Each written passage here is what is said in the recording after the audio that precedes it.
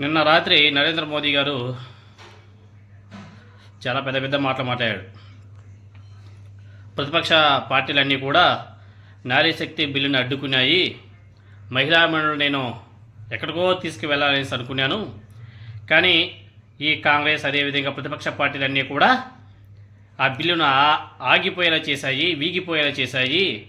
అందరూ కూడా మహిళలకు వ్యతిరేకంగా ఓటేశారు అని చెప్పేసి పెద్ద ప్రసంగమే ఇచ్చాడు మోదీ గారు. అది కూడా ఎప్పుడు రాత్రి 8:30కి.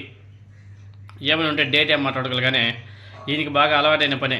ఏది మాట్లాడాలన్నా ఏమన్నా సరే అనౌన్స్మెంట్ ఇవ్వాలన్నా రాత్రి 8:30 తర్వాతే లేకపోతే మిడ్-నైట్ 12 గంటలకి ఇస్తారు. అదేందో వీళ్ళకి భలే సెంటిమెంట్గా ఉంటుంది. ఎనీహౌ, ఇప్పుడు అసలు పాయింట్కి వచ్చేద్దాము. ఇప్పుడు నారీ శక్తి అదే మహిళా బిల్లు పార్లమెంట్లో వీగిపోవడానికి గల కారణాలేంటి? వీగిపోవడానికి కారణం బీజేపీ పార్టీనే. ఆల్రెడీ 2023లోనే ఈ మహిళా బిల్లు పాస్ అయిపోయింది. 543 పార్లమెంటు స్థానాలకు 33% రిజర్వేషన్తో 2023లోనే అన్ని పార్టీలు కూడా, అటు అన్ని పార్టీలు, ఇక కాంగ్రెస్, ఆ పార్టీ, ఈ పార్టీ, అన్ని ప్రతిపక్ష పార్టీలు, అదేవిధంగా అధికార పక్ష పార్టీలు అన్నీ కూడా మహిళా బిల్లుకు సపోర్ట్ చేస్తూ ఆ రోజు సక్సెస్ఫుల్గా పాస్ అయిపోయింది. రాష్ట్రపతి ఆమోదం కూడా అయిపోయింది 543 పార్లమెంటు స్థానాలకి. 2023లోనే పాస్ అయినటువంటి బిల్లుని మళ్ళీ ఇప్పుడు పార్లమెంట్లో పెట్టాల్సిన అవసరం ఏమొచ్చింది అన్నది ఒకసారి ఈ ఎన్డీఏ ప్రభుత్వం, మోదీ ప్రభుత్వం ప్రజలకు సమాధానం చెప్పాల్సిన అవసరం కూడా ఉంది. ఇక్కడ కూడా ప్రజలు మభ్య పెట్టే కార్యక్రమం పెట్టారు. మేము పెట్టామో దాన్ని అపోజ్ చేశారు, మహిళలకు వ్యతిరేకంగా ఓటు వేశారని చెప్పేసి మాట్లాడుతున్నాడు తప్ప మోదీ గారు ఈ బిల్లుని మళ్ళీ రిపీట్ చేయడం వెనక మతలబ్ ఏంటి అన్నది మాత్రం ప్రజలకి అర్థం కాకుండా కన్ఫ్యూజ్ చేసే విధంగా మాట్లాడినాడు మోదీ గారు. ఇంకా మీడియా అంతా కూడా ఆంధ్రప్రదేశ్లో ఏ విధంగా అయితే మీడియా అంతా ఒక పార్టీకి సపోర్ట్ చేస్తుందో, దేశ మీడియా కూడా, దేశంలో ఉన్నటువంటి మీడియా సంస్థలు, మీడియా వ్యవస్థ అన్నీ కూడా ఈయనకి భజన బృందంలాగా మారిపోయాయి. ఎందుకంటే అన్ని మీడియా సంస్థలనే అదాని కొనేశాడు. కొన్ని మీడియా సంస్థలు అదాని చేతిలో, కొన్ని మీడియా సంస్థలు అంబానీ చేతిలో, కొన్ని మీడియా సంస్థలు వీళ్ళ సంబంధించినటువంటి వ్యక్తుల చేతుల్లోకి వెళ్ళిపోతే ఆ మీడియా సంస్థ ఏ విధంగా పనిచేస్తుందో మీకు అందరికి కూడా తెలిసింది. ఇప్పుడు పార్లమెంట్లో మహిళా డీలిమిటేషన్ బిల్లుని అటాచ్ చేస్తూ ఈ మహిళా బిల్లుని యాడ్ చేసి పార్లమెంట్లో పెట్టారు. సో అందరూ కూడా దాన్ని వ్యతిరేకించారు. ఎందుకంటే ఆల్రెడీ డీలిమిటేషన్ బిల్లుకి అన్ని సౌత్ ఇండియా రాష్ట్రాలన్నీ కూడా వ్యతిరేకిస్తున్నాయి.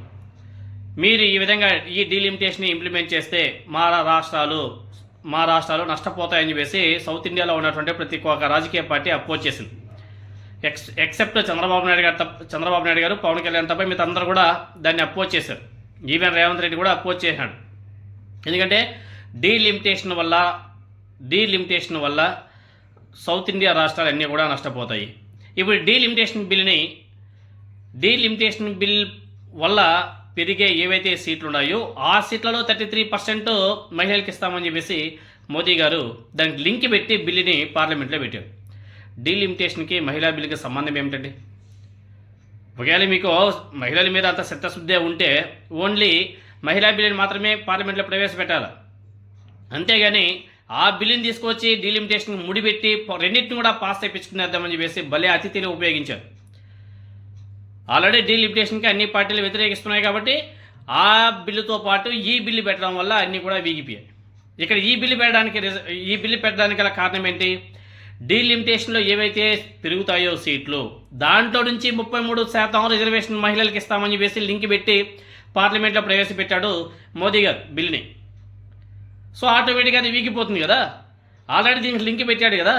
లింక్ పెట్టి ఆ బిల్లుని పార్లమెంట్లో పెట్టడం వల్ల ఆల్రెడీ డీలిమిటేషన్కి అందరూ కూడా వ్యతిరేకంగా ఉన్నారు కాబట్టి ఆటోమేటిక్గా ఇది కూడా వీగిపోతుంది కదా. ఇది కూడా ఎన్డీఏ ప్రభుత్వం యొక్క ప్రీ ప్లాన్. ఎందుకో చెప్తా అది కూడా అండి.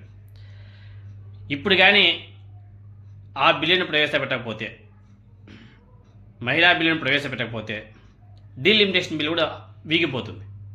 కాబట్టి ఇక్కడ ఈ డీలిమిటేషన్ బిల్లుతో పాటు మహిళా బిల్లును కూడా అటాచ్ చేసి పెట్టేస్తే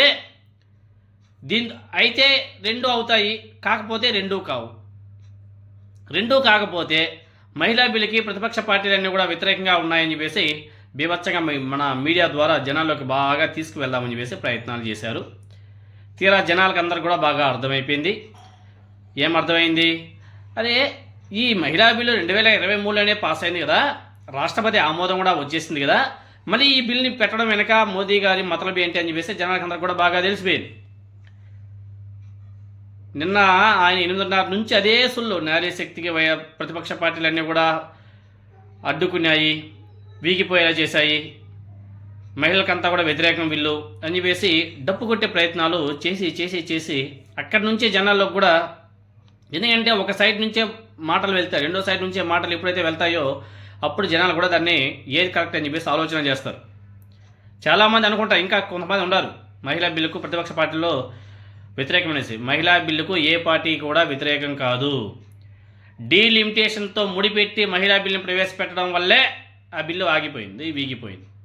కాబట్టి మోదీ గారు, అమిత్ షా గారు అదే చంద్రబాబు నాయుడు గారు లెక్క అనమాట వాళ్ళిద్దరిది కూడా.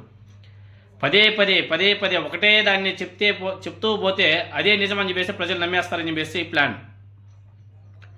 ఆ కథలో ఆ కహానీలు అయ్యి ఇప్పుడల్లా నమ్మేదానికి ప్రజలు సిద్ధంగా లేరు. అదేవిధంగా ఏదో మతాల మీద రాజకీయాలు చేసే జనాలను మభ్యపెట్టి ఏమైనా చేసుకోవచ్చే కానీ నిజంగా ఇలాంటివి చేసి ట్రిక్స్ చేసి గెలిపించుకోవాలనేసి చేస్తే అవి బోర్లా పడడం తప్ప ఇంకేమన్నా ఒకవేళ బీజేపీకి అంత చిత్తశుద్ధి ఉంటే సింగిల్గా మహిళా బిల్లుని పెట్టాలి. మహిళా బిల్లుని పెడితే అప్పుడు తెలుస్తుంది కదా. అయినా కానీ పాస్ అయిపోయిన బిల్లుకి మళ్ళీ పాస్ చేయించడం ఏంటండి? కాబట్టి వీళ్ళకి ఇటువంటివంతా కూడా అయ్యే పని కాదు. వీళ్ళకి ఏమైనా ఉంది అంటే ప్రజల్ని మభ్యపెట్టాలి, ప్రజలను తమ వైపు తిప్పుకోవాలంటే ఒకటే ఒక మార్గం, మతాల మీద రాజకీయాలు. అవి కాకుండా ఇంకేమైనా సరే వీళ్ళు ప్రజల్ని నమ్మించి ఓట్లు వేసుకొని గెలిపించుకొని నిజంగా హ్యాట్స్ ఆఫ్ చెప్పొచ్చు, మతాల మీద రాజకీయాలు తప్ప. వీళ్ళ అజెండానే అది అనుకో. ఎనీహౌ మొత్తానికైతే ఏ పార్టీ కానీ మహిళా బిల్లుకు వ్యతిరేకం కాదు. ఎప్పుడైతే వీళ్ళు డీలిమిటేషన్ బిల్లుతో ముడిపెట్టి మహిళా బిల్లును ప్రవేశపెట్టారో అన్ని బిల్లులు కూడా ఒకేసారికి వీగిపోయాయి. కానీ ఎన్డీఏ ప్రభుత్వం ప్రతి ఒక్కరూ మాట్లాడే మాట మహిళా బిల్లుకి అన్ని పార్టీలు వ్యతిరేకం, మహిళలను వ్యతిరేకిస్తున్నారు, ఆ పార్టీలకి బుద్ధి చెప్పండి అని చెప్పేసి మాట్లాడుతున్నారు తప్ప డీలిమిటేషన్ బిల్లుకు వాళ్ళు వ్యతిరేకం, మహిళా బిల్లుకు ఏ పార్టీ కూడా వ్యతిరేకం కాదు అన్నది ప్రజలందరూ కూడా తెలుసుకోవాల్సిన అవసరం కూడా ఉంది.